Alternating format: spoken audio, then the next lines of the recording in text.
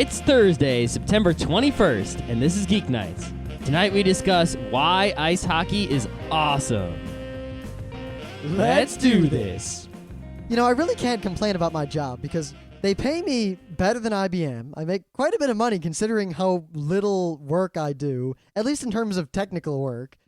But I'm kind of thinking about looking for a new job already. When did you get this job? Like 4 months ago. I'm thinking about quitting a job that I've had for 2 years. Well, think of this. 4 months? When I first got to IBM, the main reason I could bear it was because I knew that I was going back to RIT. And the day I went back to RIT from my first stint at IBM was like the happiest day it was at least in the top 5 of happiest days in my life. Because first off, I was poor, but then I worked for IBM for a while. I had like $7,000 in the bank. I had just spent a month living in Wildwood, New Jersey, going to the beach every day with Scott Johnson. And now I was back at RIT, the president of the anime club, a badass senior taking nothing but awesome classes. Life was absolutely perfect. And that's why it was so expensive. It's like, oh, you want some awesome life? Well, you have to pay like $1 bajillion. Yep, and you know what? 2 months later, that $7,000 was gone. My car was almost repossessed, and I had to rely on the sympathy of cute girls to actually give me food. Thus is the way of things. You know, tomorrow, speaking of work, tomorrow there's actually people coming to my work. I'm not Really? Yeah, they're coming. I see. At first, earlier in the week, they emailed me. They're like, "Are you gonna be there on Friday?" And I'm like, "Yeah." They're like, "Oh, because we're coming to see you. We wanted to make sure you were there." Which means it's like, okay, either they're coming to fire me, which is maybe cool, or they don't expect me to actually go to this place every day, and they want to know if I was gonna be there. You know what? They probably figured we haven't had him do anything in a while. He probably doesn't even go there.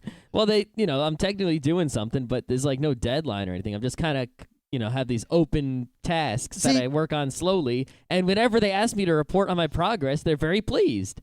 So I don't, See, I handled, because I had the same situation at IBM. I had absolutely no deadlines, and they pretty much would give me systems or goals and say, have at, do what you can.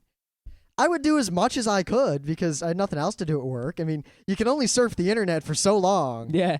But when you go to FARC the 4th time and it still hasn't updated, there's nothing left to do on the internet. Well, see, what I generally do is I get to work, I go to everything once, and then I'm done with that for until... For like 5 minutes. No, until like the end of the day, when I'll check my email once. No, that's a horse shit. You're constantly chatting with me over AIM, and you post in the forums somewhat regularly. You're always in the forums. Well, I keep the forums and the email open, and then I close everything else. Yeah.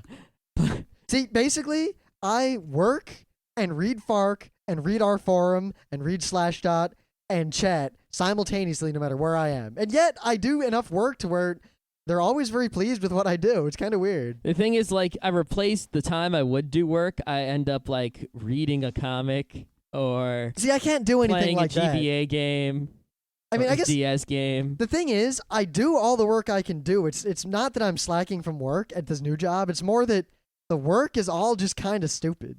Yeah. Like it's all paperwork and bureaucracy, and every now and then someone wants to know something technical, and there's no way they understand when I explain whatever they ask to them. Like people ask me like people ask me things like, how do I make this kind of formula in Excel? Oh my God. And I'm like, equals the math. Well, no, he wanted something really complicated and weird. And I was like, I don't know. I could write it for you, but I'll have to sit down and relearn that crap and look at the syntax a little bit. And he was like, what do you know? But yet, people ask me things like blah, blah, blah, Linux. And I'm like, blah, blah, blah, blah, kernel, blah, blah, blah, blah, blah. And they're like, what? What did you just say? I said, there was an instance recently where some vendor needs remote access to some software. I can't say anything about who or what, but they require PC Anywhere, which is some remote access. Oh, God. That's not the thing I'm getting to. Okay. Here. Now, I go to one of my managers and I say, all right, we need a VPN we need remote access to this box they want PC Anywhere. And I'm about to say, do you think we can convince them to use something else? And the guy said, no, PC Anywhere is crap. I agree. And I think, whew. Then he says, we'll just give them VPN access. To which I said, but VPN doesn't do what we need done. VPN doesn't do anything by itself. You need a little more than that. That's all? There's just, no, it goes on. There's just, no one's technical. I'm in an IT firm that does a lot of awesome stuff, but no one really knows a lot about the technology at all. It's kind of frightening. Yeah, I guess that would be frightening. But anyway, no, they're not coming to fire me. They're coming to bring the new furniture to this empty office where only I work. And they told me to bring a box cutter to work tomorrow. We have one, right? No. Oh, okay, good. I have one. I'll just buy one at the hardware store on the way to work. I wouldn't bring if my work said to buy a tool and bring it to work, I'd come to work. Well, they didn't say to buy a tool. They said bring one if you have one. I wouldn't bring one. Of course, then again, my work won't let me crimp cables or anything, so I can't even bring all my tools to work. Wow. Anyway, the point is that, hey, they think I'm doing a great job, and tomorrow they're going to be like, hey, what's up? Yeah, it's weird how we both work for companies that think we're doing a great job, and yet we're doing maybe 2% of what we could be doing for them. Yeah, I think, as soon as, I, don't have things to distract me from doing work. You know what the most common joke people make when they walk by my cube at work is? What? They see me typing, or they hear me typing, and I type really fast, and they always say something like, slow down, you'll get us all fired. Yuck, yuck, yuck. Wow. Like, what are you trying to do, put us out of a job? Or the union will get you. You should be like, if I was the manager, you would be a homeless bum. I mean, they all do their jobs. It's just I'm sitting with a bunch of administrative types, and I don't have any contact with the technical people, but yet I'm paid more than some of the technical I don't get it. I don't know. It's like I'm lower middle management at this point. Yeah, I think I need a job being like... see, the thing is, right now I'm like an individual worker, but after working on teams, forcing to be working on teams, like, forever, I want to work on a team of, like, a bunch of guys who are smarter than me. Working on teams is great because in the corporate world, I found that team means you are no longer responsible for anything that's done. Everyone else is stupid and won't do their work. And when the axe comes to chop off the heads of everyone who fucked it up, you'll have all the copies of the emails you sent to people telling them what to do and proof that they didn't respond. I want to work on, like, one big piece of software with a bunch of other programmers who are all smarter than me. And then I'll actually work hard and it'll be awesome. That's what I want. Or even better, I have a bunch of programmers who are less smart than me, but I'll be like the team boss, and I'll have to organize these dudes and get them to do my bidding. Let me put it this way. I have never in all of my years of work been given a task that was not either impossible, as in actually impossible, or so unbelievably mundane. Yeah. Like, there's never been a challenging, interesting project. It's like all ever. the projects they've given me are pretty much it. That's my real problem. The reason I'm not super excited and I'm finishing all the work right away is because the work I'm given, the projects they assign to me, aren't anything that requires thinking or solving of problems. It's simply implementing a known solution. It's like, I already know how to make Scott, you realize a database-driven website. I just had to make like 1 million database-driven websites that are real big, and that's it. It's just mindless coding. Scott. You realize that probably less than 1% of companies need you to solve unsolved problems. It doesn't have to be an unsolved problem. It has to be a problem that I haven't solved. The vast majority of computer science work is writing bullshit little programs for companies that don't realize the solution already exists, or customizing something that already exists for a company. Just like IT. It's all just support or like putting in a network or building a server. There's nothing special. There's work out there. See, I got some hope, though, because next week I've been invited to have breakfast with the CEO of the company. Didn't you see the CEO of the company before? Yeah, with a whole bunch of new hire people, and I asked him one technical question, and he didn't really answer it. Mm-hmm. But this is a smaller thing, and I'm pretty much going to tell him straight up a thing I think the company can do to make a shit ton of money, and I'm going to try to convince him to put me in charge of it. Mm-hmm. I'm just going to go balls out. That's a good idea. Because I never tried. You always think of something like that. And I'm not going to say what it is because, it's weird. This company didn't make me sign any NDAs. I don't know if they're really, I don't know what they're thinking because I probably could talk about all this stuff, but I'm not going to because if I worked for any of the other companies I've worked for, they'd kill me if I said what I could say. Yeah. No, but that's great because I used to think, trying to tell the bosses what to do or act like you know better and tell them all your crazy ideas is a dumb thing because 99% of the time your ideas are dumb and you just don't know why because we're not businessmen. See, no, but I read a thing recently that says, no, you got to tell the crazy ideas. I used to think, it depends. Are you more worried about the chance of something awesome or the chance of a promotion? Because if you make the bosses look stupid, then you're probably never going to get promoted, even though you'll do good. Unless your boss is one of those smart ones, or your idea is that good. But I've learned, because... It also depends on if your idea makes money. I mean, it could be a great idea that makes no money. Well, like at IBM, I ran into a lot of situations where I'd say, why don't we do X? And the business guys will all say, oh, because of blah, blah, blah, blah, blah. Yeah, it's like a lot of times you go be like, hey, why don't we do this and buy one of these and we'll have perfect security? Because that is a spending thing that gets us no money. That was never the answer they gave me. The answer I was always given was, no, that's not how it's done. Or, no, that, MySQL solution isn't scalable buzzword. You need the enterprise Oracle buzzword because that's how the industry works. And you just don't understand that Oracle buzzword is better than MySQL buzzword. Oh, well, those people need a bludgeon on the head because they don't know shit. That's the most of the industry. Yeah, they don't know shit, but... Okay. Anyway, maybe I'll tell you the idea off the air because if nothing else, we should just start a company that does this. I mean, I can't do the coding part because I'm not a coder at all, but I got a handle on everything else. Anyway, news. Yeah, news. All right, I'll do mine first because you'll think this is stupid news. All right. You'll hate it. Okay. I think it's great, and I think most people out there will agree with me. Okay. Now, I hate McDonald's food. I also hate McDonald's food. I'm not for ideological reasons, because I used to eat it when I was a kid, but McDonald's I ate it when I was a kid, too. And Burger King, and pretty much any fast food other than a few select items at a few select places, and anything... I've been known to eat a chicken McNugget. And anything on the White Castle menu. Because I love White Castle. Makes me nauseous. Like, McDonald's burgers make me physically ill, and I'll usually have diarrhea. Yeah, I get sick just looking at them.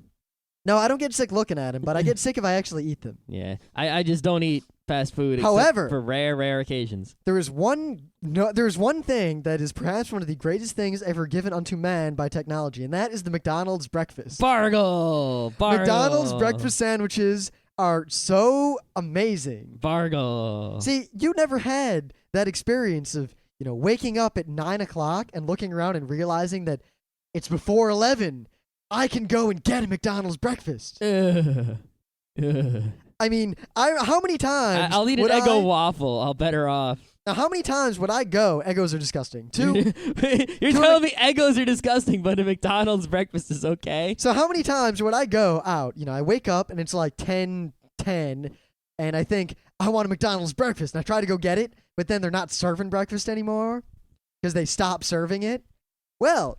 It seems that McDonald's recognizes my plight and is trying to rectify this. You see, the only reason McDonald's doesn't have breakfast all the time is that the way their restaurant, well, I wouldn't call them a restaurant, the way their kitchen, wouldn't call it a kitchen, the way their processed food factory, mini food factory, the way their slop press is put together is that you can only make a set number of things at one time. Like, things are dual purpose. You can't make breakfast sandwiches and burgers at the same time. They've only retooled their kitchens a couple of times in the past, and the last time they did it was fairly recent. All this stuff I read, you don't care about. I'm not going to talk about making more efficient kitchens. Yeah. No, about making less efficient kitchens on purpose. Why? And it's like I said, I don't want to get into it. Oh, God. I'll do a whole show on this shit. All right. Now, the thing is, they're talking about how they're going to try to retool the kitchen so that they can have some breakfast items available 24/7 because places like Tim Hortons and Dunkin' Donuts are starting to kill them in the late night market because the late night market is comprised mostly of college students and punk kids who all want their breakfasts. Yeah, generally.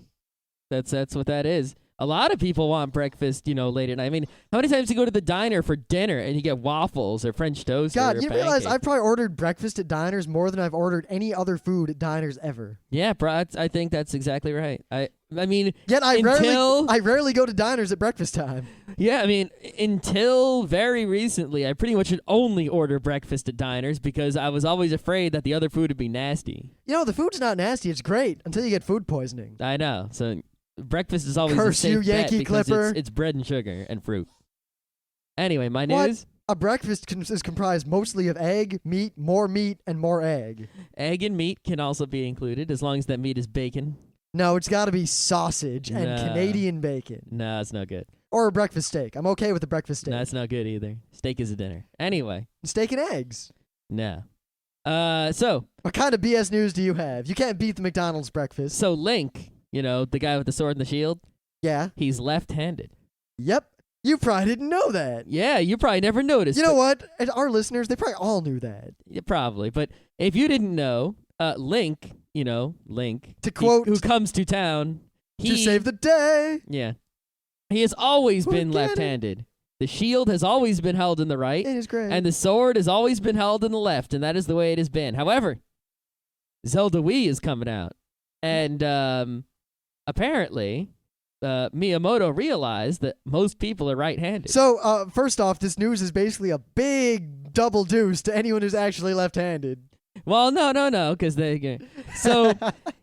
what happened was a lot of people were swinging the Wii, sword with their right hand, but with Link is holding it in the left hand, and that didn't work out so well, because it's kind of weird to feel like you're swinging a sword in your right, but the guy on screen swings his left hand around. Well, there was a big controversy in Counter-Strike way back when they switched it from being left-handed to being right-handed. Well, you could choose. You could always configure it. Well, yeah, but it wasn't always obvious right away, and originally you couldn't, and people bitched about it to no end. I like the right-handed guns, actually, in Counter-Strike better. Well, that's because you started with those. No, not really. Yeah. No, I remember when they switched also. Okay. The reason I like right-handed guns better is because when I usually would hide on the left side of an open doorway, and then I would come around the right so I'd be able to see the guy sooner, and my gun wouldn't block him. What if is he was hiding behind Counter-Strike? the I curtain. usually hit on top of the door with a hostage stuck to me. That works too. Anyway. Zelda Wii, they made it where Link left-handed because Link's left-handed. But then they, because they've realized people are right-handed and they're going to be swinging the sword, they flipped the entire game. Now, that is not as stupid as you might think because they designed the game very precisely. So a lot of the puzzles were meant so you're looking at it and you'll react with your left hand to it. Yeah, there'll be like a lot of fights where, like, let's say there's a bad guy and you have to sneak around the bad guy and then hit him, with a certain sword. But if he's against a wall, that can totally screw up the game, making a guy harder to hit. And, game design isn't as simple as you think. There's a lot to it. But if you just mirror the entire game, including all the maps and all the levels and everything, then you don't do anything else. It's just one switch and the whole thing's perfect. However, if you are left-handed, there is going to be an option for left-handed Link.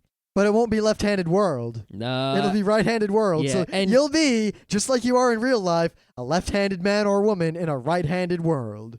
Yep, so you'll be used to that. And there's no leftorium. Yeah.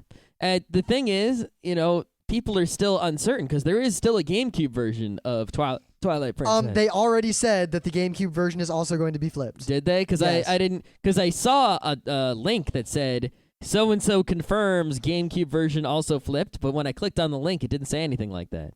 Oh, I didn't follow the link. Yeah, so I'm not sure at all. Get it? The link? I'm fairly The certain. link? Yes, I'm fairly certain that Nintendo yuck, yuck. won't release a game on two systems where one game is totally flipped from the other game. See, now, here's some brilliant marketing. If they did, they could have two different versions of the strategy guide. They could have... A lot of nuts would probably buy both to get the full experience.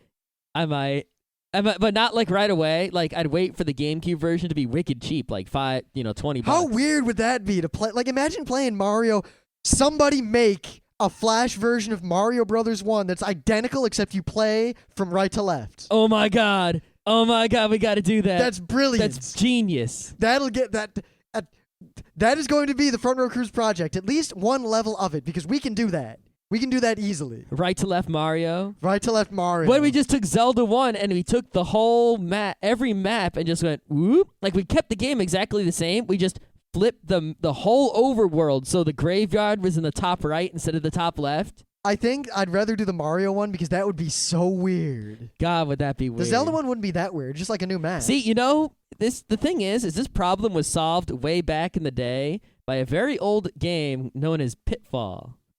You could go either way. You could go both ways in Pitfall. Like a bisexual. Yes, Ted. That was the joke. But The thing is, in Pitfall, even though I was right-handed, I would go left because it was easier to jump over the logs and the snakes and all that business because they would always come from the right. So you just keep running to the left and nothing would ever catch you because everything went at the same speed as Pitfall Harry.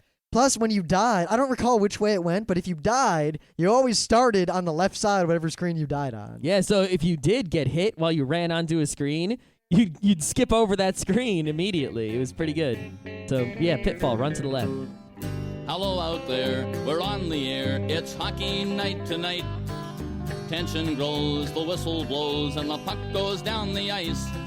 The goalie jumps and the players bump and the fans all go insane. Someone roars, Bobby scores at the good old hockey game. Now, this is the end of Hockey Fight Week, so we have to end with pretty much the 2 best hockey fights ever. Well, there's one problem with that is I realized I used the best hockey fight ever as a thing of the day before Hockey Fight Week. What was I thinking? Not only that, but the best hockey fight I ever saw personally, there is no video of it I can find. All I can say is that I was there, and every player on both teams was fighting, except the 2 goalies who were staying out of it. The refs were fighting. The managers of the teams were fighting, the coaches were fighting, and the crowd was fighting. The crowd jumped onto the ice, and there was a massive brawl. My dad and my little brother and I had to get the hell out of there. It was fantastic. Sweet. Now, my hockey fight today is a very important historical hockey fight that illustrates a number of points. I think it is the best way I could end Hockey Fight Week. Now, you might watch the video and wonder, why is it in black and white, Rim? Why is there no sound? Why does it look like it's from the 50s? Well, it's from 1955, and it's of a very famous hockey player, Maurice Richard of the Montreal Canadiens, involved in a spectacular fight. Now, one thing that you should notice when you watch this video is that hockey fights in 1955 looked exactly the same as hockey fights in 2006. Nothing's different. It looks, the guys fight, jersey comes up, guy gets knocked down. They do that little dance where they're kind of like, you want to fight? Maybe we shouldn't fight. The refs just kind of stand there and hold them. It's identical. Hockey hasn't changed. Yeah, unlike all these other sports. Well, no, hockey culture hasn't changed. Hockey has changed quite a bit. And in fact, hockey has changed a lot this year in ways that we might touch on briefly at the end of this episode. Maybe. But no, there's more to this fight than that. If it had just been an old hockey fight, that wouldn't have been anything. But Maurice Richard was a very, very famous hockey player. One of the most famous ever, at least in Canada. He's effectively a national hero. And in 1955, the fight you were watching, you can't tell, but he's fighting with some other player. I forget who it was. And while they're fighting, the linesman, Jerry Laflamme, comes in to break the fight up. And he takes the linesman out, too. Linesman's like a mini referee. Yeah. So he takes that guy out. You can't do that. That is a match penalty, meaning you get banned from hockey for a while. So he was banned from hockey. As a result, the team lost the Stanley Cup to the Red Wings. As a result, there was a riot where the president of the NHL was attacked by fans of the Canadiens. It was absolute chaos. Oh, my God. Oh, my God. So, yes, this video is very cool, and I suggest you watch it. All right, my hockey fight since the, super amazing hockey fight that lasted half a game or an entire period has already been used as a thing of the day in the past. I'm going to talk about just a hockey trip. A guy, he got tripped, and he fell down. However, in the course of this, the most famous picture in sports ever, the most famous photograph in all of sports was taken. You've probably seen it. You've probably seen it, and if you haven't, what's wrong with you? If you haven't seen this picture, you don't know what I'm talking about. You need to, even if you never looked at the things of the day before ever, you need to go to frontrowcrew.com and click on this link and see this picture. Now, let me set this up for you. There's Bobby Orr, who basically is probably the best defenseman in hockey ever. He changed what it meant to be a defenseman in ice hockey. He was the most scoring defenseman ever, when he came out and, started playing hockey for the Boston Bruins. And then he just kept scoring more and more goals every season, and he was just, amazing. One of the, guys, on the Wayne Gretzky level. Except Wayne Gretzky's number 1, so he's, in the next tier, right under that, Amazing hockey players of all time. In 1970... the Boston Bruins were in the Stanley Cup Finals against the St. Louis Blues, who weren't as good. And it was the 4th game, and the Bruins, You know, they had won the previous 3 games, and they were probably going to win the Stanley Cup on this night. Well, Bobby Orr came in his usual fashion, was going to score a goal that was going to be the game-winning goal and win him the Stanley Cup with his goal. As he was scoring this goal to win the Stanley Cup, the greatest trophy ever made, he got tripped, and he was sent flying through the air head first. And for a moment, he was like few feet off the ice, and he was completely horizontal, like Superman, flying, except he's about to fall on his face. And he knew he had just won the Stanley Cup, so his arms were way up, like, woo! Only he was completely horizontal. And at that exact moment, Ray Lucier of the Boston Herald pushed the button on his camera, and he took perhaps the greatest picture in all sports ever.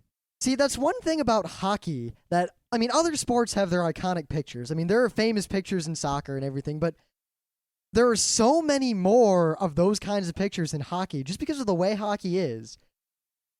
Yeah. So if you've never seen this picture, you don't know what I'm talking about. It might be called the dive, the trip, the Superman, whatever. It's Bobby Orr. If you search for Bobby Orr on Google Images, you are going to see this picture like 1,000 times. Bobby O-R-R. Bobby Orr. One of the greatest hockey players ever. Most famous picture ever. Go look at it. So anyway, we had, Hockey Fight Week for the last week, and we're going to end it with a bit of talk about hockey. Yeah, a lot of geeks and nerds and people out there might not like ice hockey. They might not appreciate it as, much as we do. They might be wondering, what's up with these geeks and their hockey liking? Now, of course, one, I want to note that it's nerds who generally dislike sports, because geek is a much more broad term, and there are sports geeks. There are indeed. I mean, there are people who are geeky about sports the way you're geeky about video games. Yep. And so we decided to do a little episode, just a quick thing about why we like hockey so much. And perhaps, maybe, you will begin to see hockey the way we see it and think it's awesome. Or perhaps not. Now, in the very least, I know a lot of you are in college. And if you're in college and you're in a place where there is hockey, because there aren't that many places in the world. Yeah, you might be in college below the Messier line. And if that's the case, what can I say? Or you might be in sub-Saharan Africa, or, I don't know, where there's not hockey in a lot of places. You pretty much have to either be in Europe. Russia's a good place. Ukraine is very good. Canada, all of Canada, or the northern United States, or Alaska. Those are the only places where hockey exists, really. Well, where hockey as we know it exists. There's hockey Ice elsewhere, but it's not the same. Field hockey is what. No. Even when they have ice hockey down south, it's not the same. No, it's not. It's not real ice hockey. Of course, what we have is nothing. It's like when, if we tried to play cricket, it just wouldn't be cricket. Yeah, it'd just be us hurting ourselves with that flat bat. Yeah, the wicked googlies. A wicked googly. That's right. I've got a wicked googly. Yeah, I'm sure we have a listener now who's like in Britain or something and knows all about cricket and is going to yell at us. Actually, a lot of people at IBM played cricket. And in fact, I got hit with a goddamn cricket ball while I was trying to play volleyball one day. Were they from India? Actually, every one of them was. Yep, see? In India, cricket's real big. Yeah, and you know what? I played a couple times with these guys. It was really fun. Slurpee Indian, not the...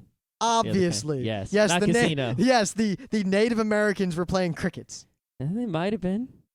They might have picked it up at some point. But no. No. The Slurpee Indians are all about cricket. Anyway. Now, we're not really going to go into the origins of how we got into hockey, because suffice to say, it's pretty much the fact that I was born in Detroit, which is known. I mean, New York is the Big Apple, and, there's the Big Easy, and all the names for, Sin City for Las Vegas. Detroit. The Windy City. Detroit is Hockey Town. I thought it was the Motor City or Motown. Well, yeah, the thing is, it's called Hockey Town by most of the natives. And in fact, in all the NHL stuff, too, they always call it Hockey Town. Mm-hmm.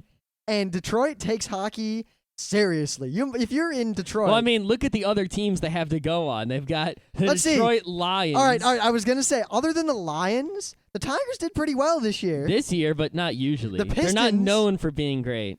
They were great a long time ago. Yeah, but I mean, they're not like, a team that wins a lot. They just happen to be good this year. They might not be good in the future. The Pistons have had a long run of being very good. Yeah, but no one cares about that. At least we don't care about basketball. Yeah, well, the thing is, in hockey, people care more about hockey than they do about all the other sports combined. Hockey is so big in Detroit, you might as well be in Canada. Yep.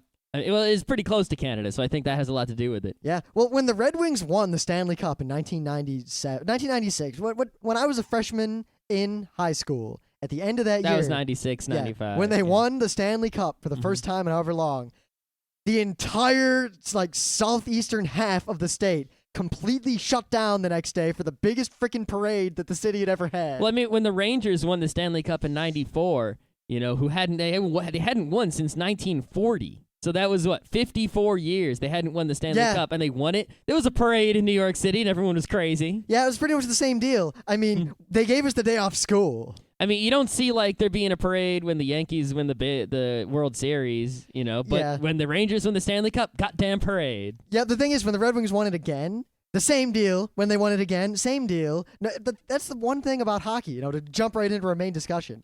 When anything happens in hockey, it's like baseball is kind of this generic, woo, oh, we did this. Oh, look, he's running to second base. Go, go, go, go, go. Yeah, we got a home run. Oh, my God.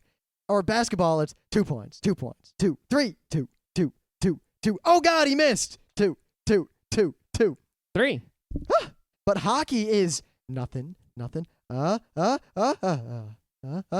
when something happens, when a goal is scored, when a guy gets hit, the crowd just goes absolutely fucking nuts. Yeah, it's kind of like football. Football is sort of the same kind of mood. The only thing is that in football, you basically have this nothing, and then a play starts, and then maybe something happens, maybe nothing happens. But then there's this nothing in between the plays, I mean, there's still the same excitement when there's touchdowns or huge tackles or interceptions or anything like that.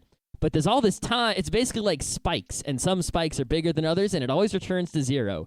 Hockey is kind of like soccer in that it stays at 1 all the time. There's this constant level of tension because at any moment someone could break away. At any moment someone could fall down. They're constantly playing hockey. They don't stop playing hockey. The puck is constantly in motion, and they stop it as little as possible. They want to keep the game. Ideally, a game of hockey will be 3 periods with no stoppages except for goals scored.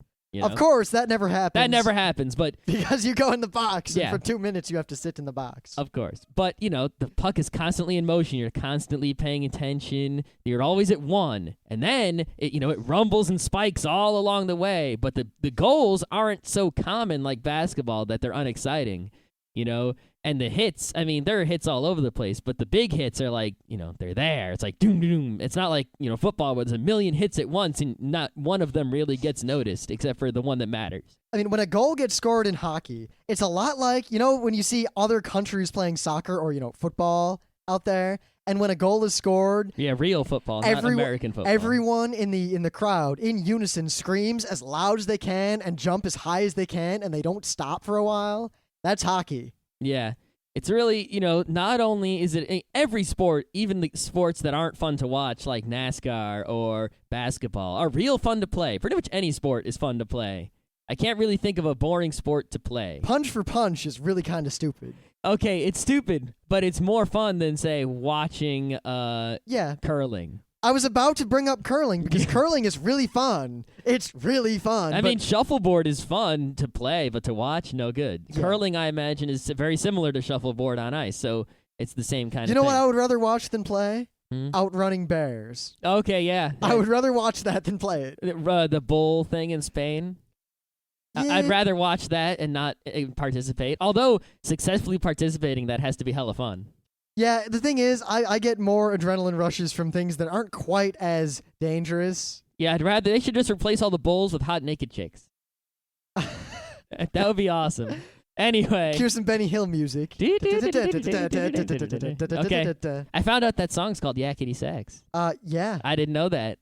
I just learned that recently. I'm surprised you didn't know that. Well, I didn't know, and now I do. And now, if you're out there, you now know that the Benny Hill song, is called Yakety Sax. AKA the being chased around by naked women song. Exactly. All right. Hockey. So, hockey, in addition to being fun to play, is awesome to watch. Very awesome, especially if you get into it. Now, my best advice here is that if you live anywhere, like I was saying before we got sidetracked, especially in a college where there is local hockey, it's usually like $5 to go see non-NHL hockey. Even just go and see a game, but don't go alone. Get as many friends as you can, especially if you can find one person who you're friends with who knows about hockey, who can explain what's going on.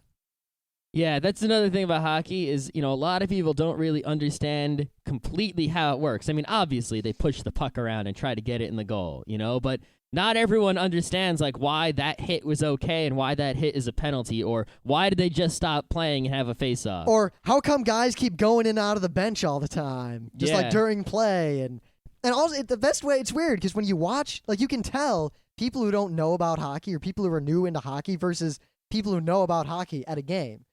Because you'll see the people who, have never been to a hockey game before or don't know a lot about it, they always watch the puck. They're always just staring at wherever the puck is, no matter what. They're just following the puck, and you can watch their head track the puck.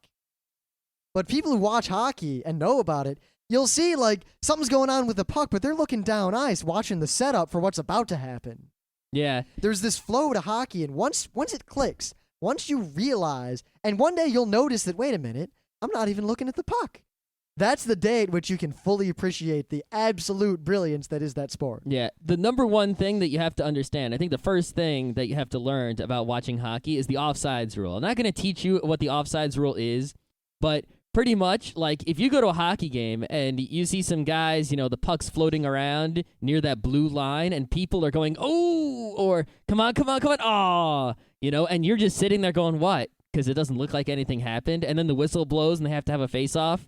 That's offsides is happening. Pretty much, you can't go to the enemy team's side to use the puck. The puck has to go over the blue line before a person goes over the blue line. Yes. Yeah. To put it as simply as possible. That's as simple as it's as far as I'm going. But yeah, that it's rules like that. Icing is another rule like that you won't notice unless you know how hockey works. And if you don't know those rules, you're not going to be able to really tell what the hell's going on. But at the same time, much. don't try to read the rules to hockey, 'cause that's not going to help. Just go to a hockey game with a friend who knows about hockey. And when something happens and you don't know what it was, say, why did that happen? Now, here's the thing. If your friend actually knows about hockey, they'll realize that you don't know what's going on, and they'll just say things throughout the game like, if they're icing. that kind of person. Yeah. You know.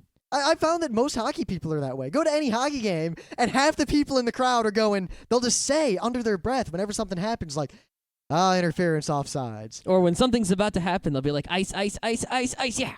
Yep. And even then, just the best way, if you want to see why we like hockey so much, especially if you ever get to go to a hockey game with us, personally, is that you'll see us sitting there, and we won't say anything, but we'll slowly start edging forward and standing up, and our fists start clenching and start rising, and then they go back down. Rise, go back down, and the tension just builds and builds and builds. It's almost sexual. Yeah, because like you can tell when if someone knows hockey, they can tell when like a big play is going to be set up. It's like I can tell just looking at the way guys are arranged and where the puck is. Like there's a goal opportunity right there, and in like 5 seconds later, there'll be either a goal or really close to a goal. You can see it way ahead. There's the same thing in football because like you see the formations, you go, oh, they're going to try this kind of pass. They're going to try to do this, but there's always that stop where you sit and look at it. Hockey is just fluid, and it keeps going. The situation is changing every second. Yep. All right, let's just do some hockey anecdotes because I got a few here because I think that as by example is a great way to show people how hockey can be awesome. Oh, I got. Oh, right. I'm trying to think. I got so many hockey stories. Oh, I got 2 or 3 prepared. All right, you gonna pull one out? Yeah, first I want to tell everyone about Dennis Potvin. Potvin sucks. Yeah, well, Dennis Potvin was a guy who played for the New York Islanders, who play at the shitty crap hole Nassau Coliseum, which is like the worst arena ever. But he played for the Islanders like in the 60s and such. Oh no, he actually played in the 70s and 80s. But anyway, in 79, he was playing in a game against the Rangers, the New York Rangers, who play in Madison Square Garden, a very nice arena, and where the good teams play. And he hit this guy named Ulf Nilsson, and he broke his ankle. And the Islanders would always chant, 1940, because the Rangers hadn't won since 1940. Well, that night after Potvin broke this guy's ankle, all the Rangers fans started going, Potvin sucks, Potvin sucks, yelling at this guy. Well, that chant, about Potvin sucking, because Potvin was an asshole, and no one liked Dennis Potvin. He's in the Hall of Fame, he's a great player, but no, he's an asshole. And, they kept doing this chant, the Islanders would come to play, and they would say, Potvin sucks.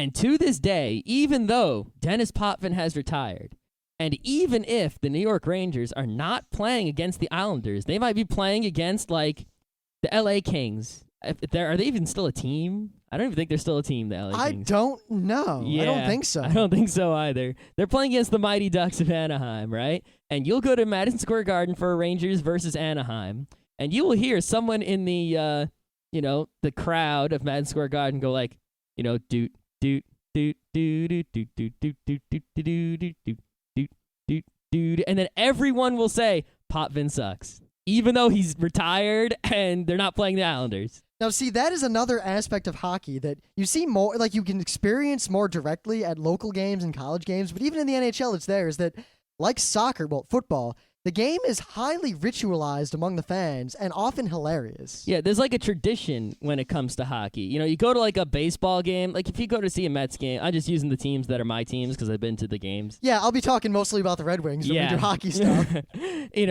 People say, let's go Mets, which is the thing that the giant scoreboard tells you to say.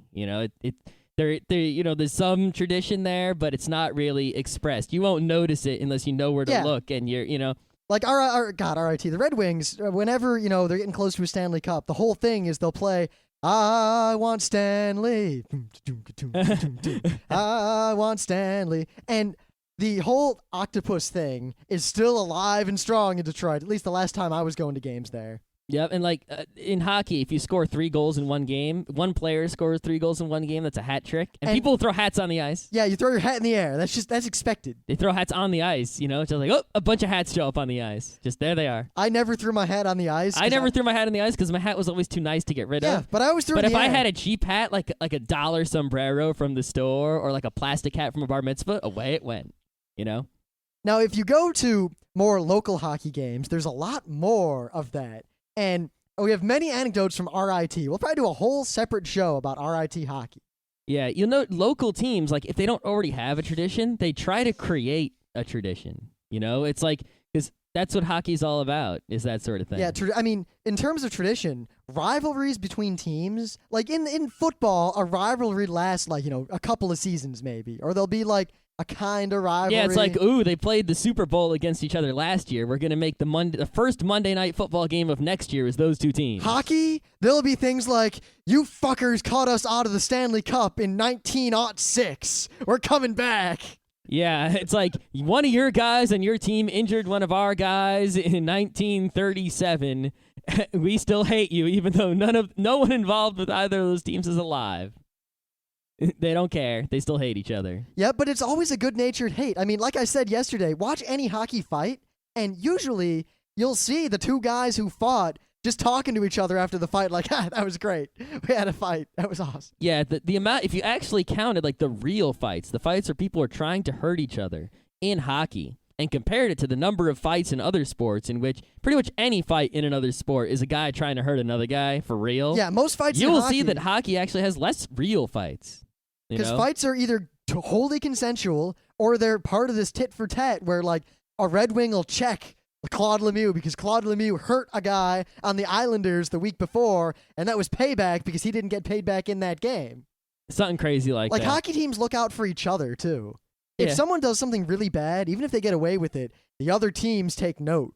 Mm-hmm. I mean, Claude Lemieux got clobbered by pretty much every team in the league for a while. Yeah, that's the other thing is, like, remember the NHL strike, was it 2 years ago, right? All those players, you go to other sports and those guys are in it for the money. You have guys on football teams who are holding out on their contracts. They're refusing to play football because they think they'll get more money.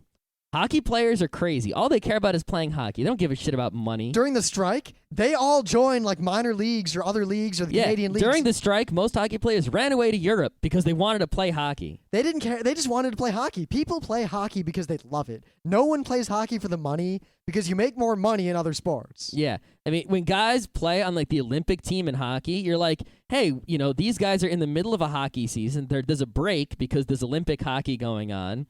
Why would these guys try very hard in the Olympics? Why would they risk getting injured for, when there's a real NHL season going on? Yeah, because they're crazy hockey players. Do you think the New York Yankees would let their star pitcher just pitch in the minor leagues for fun in the middle of a season? Yeah, or like go to if there are baseball Olympics, do you think they just let him go? There's a break, so they're not missing any games, but do you think they'd let him go pitch in some games that don't matter in terms of the World Series? They matter for some gold medals and something else? I mean, if the NHL disbanded, there would be just as much hockey. Nothing would change, and all of those players would just join other leagues and continue playing, even if they didn't make any money. Yeah, that's part of why hockey is there, because anyone playing hockey wants to play hockey real bad, and they're trying as hard as they can, and they care about the game they're playing, and they're not there for some other reason. It's not... While it is their job, but they're not doing it like it's their job. They're doing it, the same way that I would play a German board game or that you would play a video game. Now, I guess because we got to wrap this up. It's Thursday, and I'm tired. We got a concert tomorrow to go to. We'll talk about that at length on Monday. Mm-hmm. But suffice to say, hockey, I mean, most of our friends at RIT were not sports fans at all. No, they were not. We systematically dragged everyone we knew to RIT hockey games. Well, I think RIT hockey, the fact that RIT hockey was slightly enthusiastic and good helped a bit. Yeah, if it was normal hockey, they wouldn't have been into it. But even though, I mean, the fact that we dragged these people who generally hated sports to these games, and by the end of a couple games, they'd be coming to us like, we're going to the hockey game, right? Nah. I mean, our senior year, we even started going to the girls' hockey games. Yeah, we went to like 2 or 3 of those. Well, the thing is, the one thing that bothers me about hockey is that girls' hockey really sucks, but it's not the girls' fault. Yeah. The rules for women's hockey are different. They're not allowed to fight. They're not allowed to check each other, which is hitting, basically. Mm-hmm. Yeah, generally, if you look at hockey, the only real difference between like kids hockey, women's hockey, minor league hockey, and NHL real hockey is the speed. Yes, I mean... If you go to a college hockey game... It looks just like an NHL hockey game, only in a smaller ice rink where everyone's skating slower. NHL hockey is exactly the same. The same setups and everything, only they're going real fast and there's a lot more ice. Real fast. And the puck's going faster and shot harder and everything like that. That's really the only difference. Well, that and you'll see a lot cleaner plays. Like in college hockey, even in good college hockey, you'll see a lot of, passes that don't quite go or formations that just fail, But a lot of that is, things require the more speed to work properly. But True. There is, of course, the lack of, technique because you're just a college kid and you haven't played hockey for 4 more years necessary. And I guess because there's one other aspect, real briefly, because we got to wrap this up, but we talk a bit about F1, which we're kind of fans of too. Scott more so than me, but I enjoy it. And we talk about, the technology and how tiny changes like a 16th of a degree on a fin completely changes the car. Hockey is the same way. Tweaking the rules like in any direction totally changes the game. And this year, now this is just as an example, they have allowed you to have a slightly more curved blade on your hockey stick. Oh no. Like the tiniest little difference. And good God, is that going to change the game and make it more offensive, make shooting bigger and more accurate, make the goalie's job harder, and make the game, in my opinion, more awesome. It's going to be very awesome. People are going to be shooting harder, passing faster. They're going to be able to they're going to handle the puck better. It'll weaken the trap. Now we're just talking in total hockey lingo. Yeah. It's going to weaken the trap kind of team. So teams like the Jersey Devils are pretty much fucked. Oh, I don't know if they still play that way. I don't know either. I haven't actually watched because I don't watch TV, so...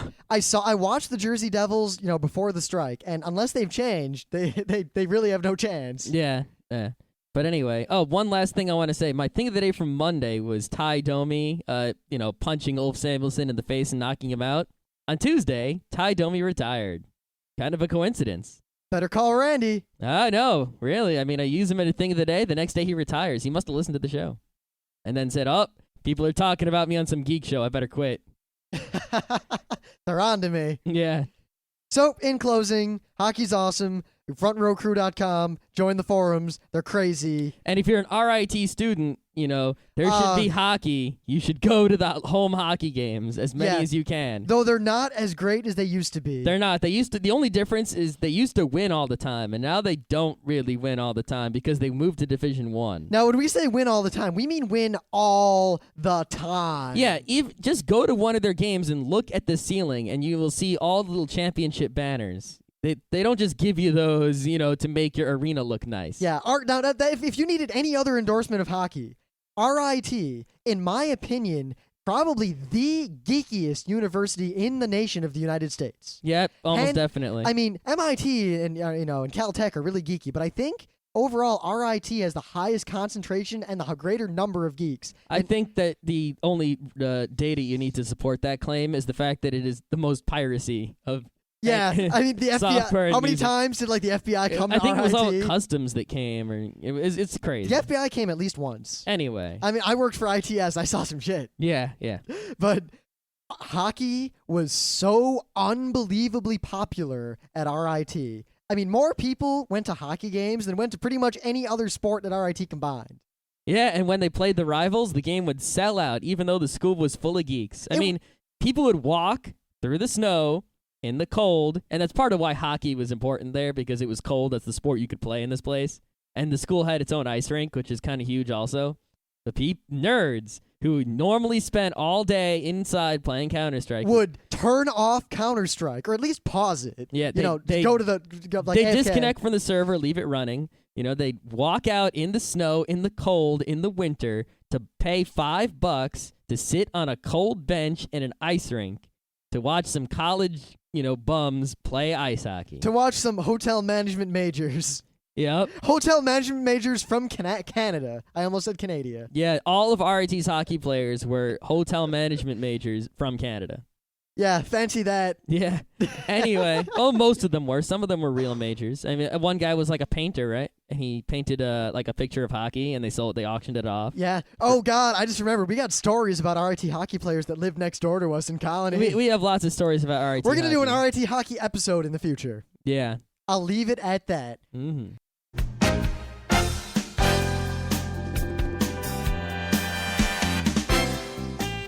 And that was Geek Nights with Rim and Scott. Special thanks to DJ Pretzel for our opening theme. Be sure to visit our website at www.frontrowcrew.com. If you like our podcasts, you'll love our forums. Make sure you visit them. You can send your email feedback to geeknights@gmail.com. And if you want, you can leave us a voicemail at 206-333-1537.